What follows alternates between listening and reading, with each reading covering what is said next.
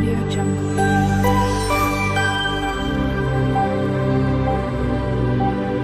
Audio Jungle. Hello everyone, જય શ્રી કૃષ્ણ.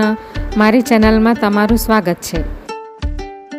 તો આજે હું લગ્ન પ્રસંગમાં બનતી નાના મોટા સૌને ભાવતી એવી ટેસ્ટી અને ક્રિસ્પી ગરમા ગરમ કટલેટની રેસીપી શેર કરવાની છું.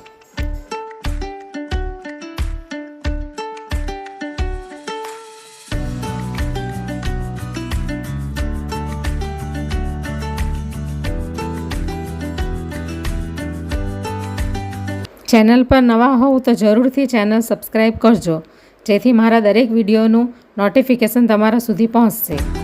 તો આજે હું બનાવવાની છું વેજીટેબલ કટલેટ્સ. તો એના માટે મેં આ 500 ગ્રામ જેટલા બટાકા લઈ લીધા છે, જેને મેં પહેલેથી બાફીને છોલીને આવી રીતે મેશ કરી લીધા છે. અને એની અંદર નાખવા માટે આ વેજીટેબલ્સ લીધા છે બધા. 1 વાટકી જેટલું ઝીણું સમારેલું કોબીજ છે અને 1 વાટકી જેટલા ઝીણા સમારેલા પેલા ક્રશ કરેલા ગ્રેટ કરેલા ગાજર લીધા છે. અને આ 1 બાઉલ બાફેલા વટાણા છે, આ જેને મેં બાફી લીધા છે પહેલેથી. અને આ અડધું બાઉલ જેટલું કેપ્સિકમ લીધું છે, જેને મેં ચોપ કરીને કાપી લીધું છે. અને આ 1 મુઠ્ઠી જેટલા ધાણા છે લીલા. અને આ અડધું લીંબુ. અને અડધી ચમચી જેટલું આ મરી પાવડર છે. અને આ મસાલા છે બધા સૂકા પાવડર મસાલા. અડધી ચમચી આ કાશ્મીરી લાલ મરચું છે. આ અડધી ચમચી ગરમ મસાલો છે. આ ચાટ મસાલો છે અડધી ચમચી. 1 ચમચી ધાણા જીરું પાવડર છે. અને અડધી ચમચી હળદર પાવડર છે. અને અડધી ચમચી હિંગ છે. અને બાકીના મસાલા હું જ્યારે નાખીશ ત્યારે હું કહેતી જઈશ. અને આ બ્રેડ ક્રમ્સ છે, જે બ્રાઉન બ્રેડ આવે છે ને, એને મેં ક્રશ કરીને લઈ લીધા છે મિક્સીમાં. તો અડધા આપણે આની અંદર નાખવામાં યુઝ કરીશું અને અડધા કોટિંગ કરવામાં યુઝ કરીશું. તો હવે આપણે વેજ કટલેટ્સ બનાવવાનું ચાલુ કરીએ. તો પહેલાં આપણે આ વટાણા નાખી દઈશું અંદર.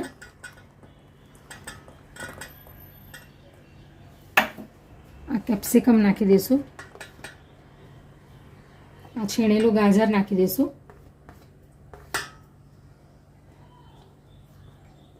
આ કેબેજ નાખી દઈશું અંદર. અને આ કોથમીર. હવે આ મસાલા, મરી પાવડર, આ લસણ, આદુ અને લીલા મરચાંની પેસ્ટ છે, તે પણ અંદર આપણે નાખી દઈશું 1 ચમચી જેટલી. સ્વાદ અનુસાર મીઠું નાખી દઈશું 1 ચમચી જેટલું, એટલે સ્વાદ અનુસાર. હવે આપણે આ અડધું લીંબુ નાખી દઈશું અંદર. તમારે આમચૂર પાવડર નાખવો હોય તો એ તમે નાખી શકો લીંબુની જગ્યા પર. 2 મુઠ્ઠી જેટલું આપણે એની અંદર બ્રેડનો ભૂક્કો નાખી દઈશું. હવે આપણે આ મિશ્રણને એકદમ મિક્સ કરી લઈશું બધું.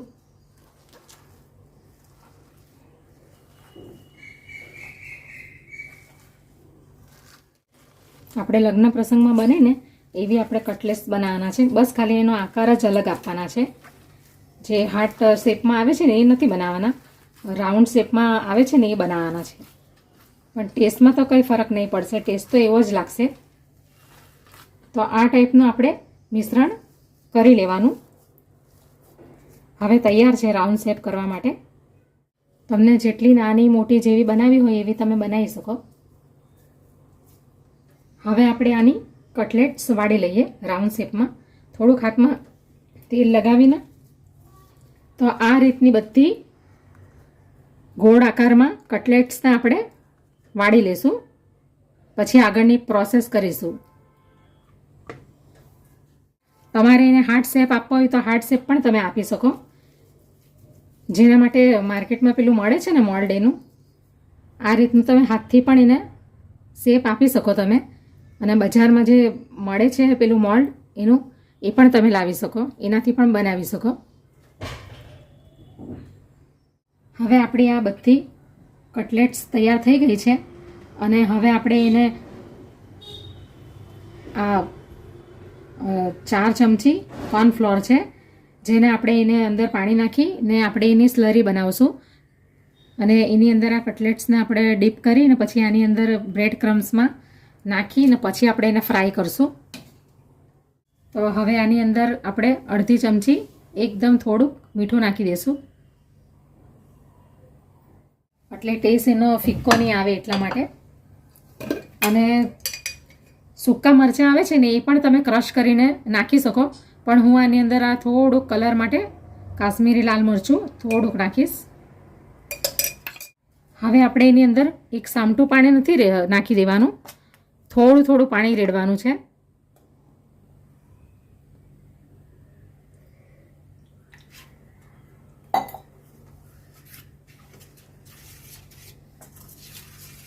એકદમ પાતળું પણ નથી બનાવવાનું અને એકદમ જાડું પણ નથી બનાવવાનું, મીડિયમ બનાવવાનું છે. આની જગ્યા પર તમે મેંદો પણ લઈ શકો. તો આ ટાઈપની આપણે સ્લરી બનાવી લેવાની. લગભગ 1.25 કપ જેટલું પાણી, એટલે અડધા કપ જેટલું પાણી મેં અંદર નાખી દીધું છે. બહુ પાણી નહીં નાખી દેવાનું, આ ટાઈપનું બનાવવાનું છે. એની કન્સિસ્ટન્સી આવી હોવી જોઈએ. તો હવે આપણે ગેસ ચાલુ કરી દીધો છે અને તેલ ગરમ થવા માટે મૂકી દીધું છે, અને તેલ ગરમ પણ થઈ ગયું છે. તો હવે આપણે ચાલુ કરીએ.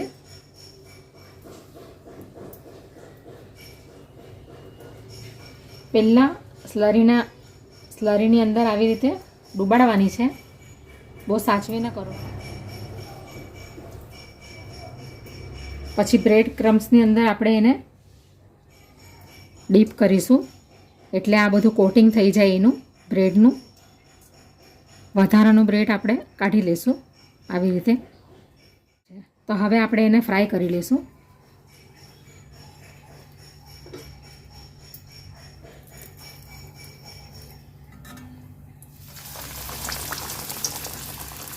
અને ગેસની આંચ એકદમ ધીમી રહેવા દેવાની. તેલ ગરમ થઈ જાય ને એટલે ગેસની આંચ એકદમ ધીમી સ્લો કરી લેવાની.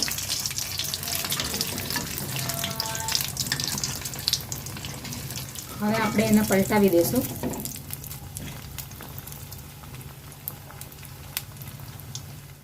વધારે તેલ તમે લીધું હોય કડાઈમાં તો 2 થી 3 ટિક્કી પણ તમે ફ્રાય કરી શકો, અને ઓછું લીધું હોય તો તમે એક એક ફ્રાય કરીને લઈ લેવાની ડીશમાં. એક સામટી ઓછા તેલમાં તમે નાખશો તો બધી એકબીજી ચોંટી જશે, એટલે અલગ અલગ એક એક કરીને આપણે ફ્રાય કરીશું એને. તો હવે આપણી કટલેટ્સ ફ્રાય થઈ ગઈ છે. હવે આપણે એને કાઢી લઈશું. આવી રીતે બરાબર એનું તેલ નિતારીને પછી આપણે એને ટીશ્યુ પેપરવાળી પ્લેટમાં કાઢી લઈશું.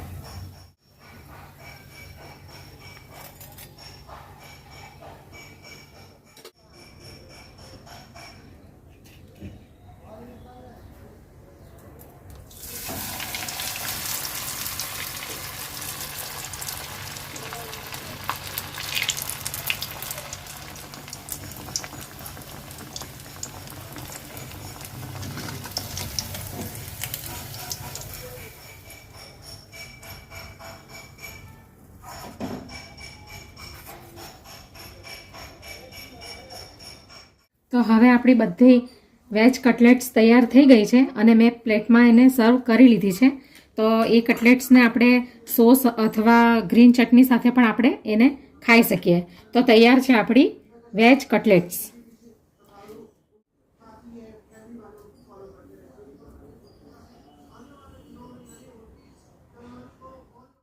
તો આ ટાઈપની આપણી કટલેટ્સ બની છે, ઉપરથી ક્રિસ્પી, અંદરથી નરમ. જો આ ટાઈપની.